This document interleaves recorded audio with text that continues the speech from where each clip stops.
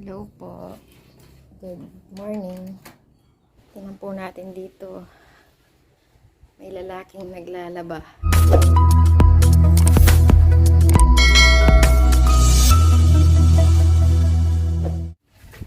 Ayan siya.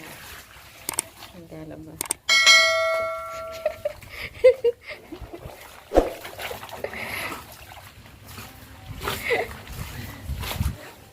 Ayan, shoutout sa mga mister din po, mga katulad po itong naglalaba. Shoutout sa iyo, saludo po kami sa inyo.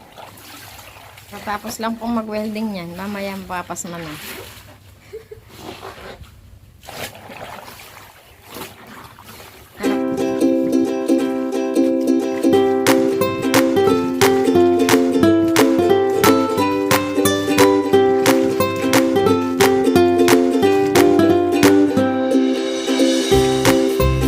Mapupunit yung damit.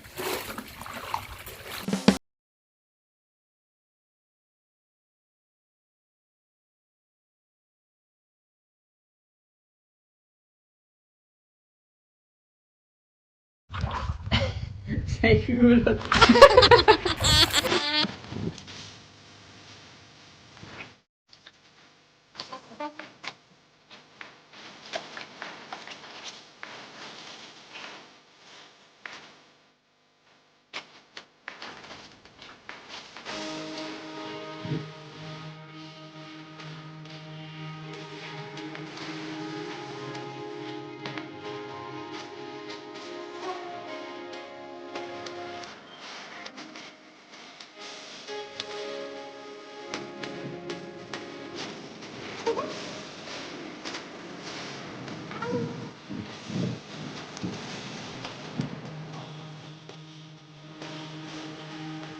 Kung ako'y mag-aasawa, ang pipiliin ko.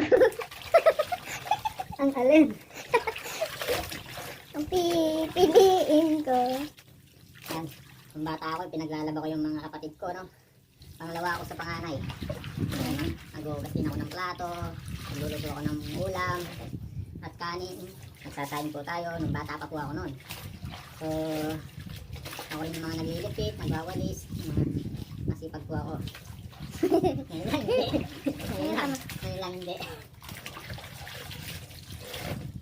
Nung niluluto mo yung ulam? Alubos ng kamote, ang ulam namin. At suka. Asin. Yung baon lang namin dati, piso, ganyan. Kaya pala di umabot ng grade 6. Piso lang yung baon.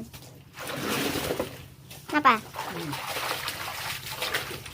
Ngayon, nag-aral po siya ng ALS. Tapos na po siya ng grade 12. Hindi ka mag-edit ka niyan. 3 minutes mo.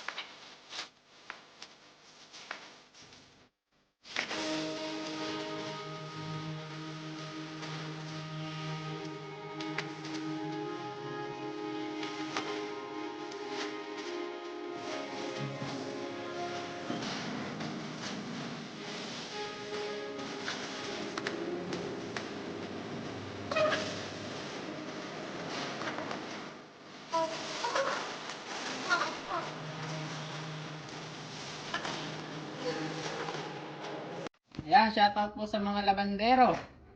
Ayan, saludo po kami sa inyo na natutulungan nyo ang inyong mga asawa. Shoutout po sa inyo. Pagbutihin nyo po.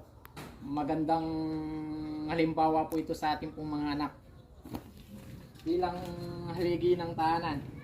Kailangan pinapag-paggain para tanggal yung lupi.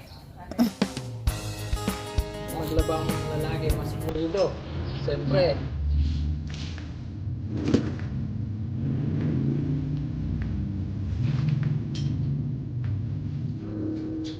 Sa bahay guys, pagka sama-sama nagtutulungan, mas man dumadali ang trabaho, no?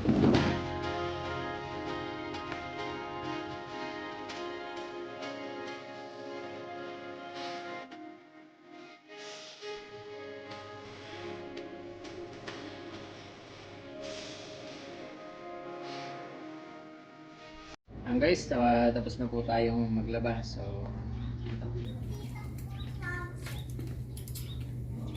tapos na po tayong maglaba guys. Salamat po sa walang sawang panonood niyo sa channel po natin. Maraming po salamat sa lahat po ng mga nag-follow. Maraming po salamat sa inyo. At God bless po sa lahat po ng mga tatay na labendero. Salamat po kami sa inyo. God bless po. Thank you po.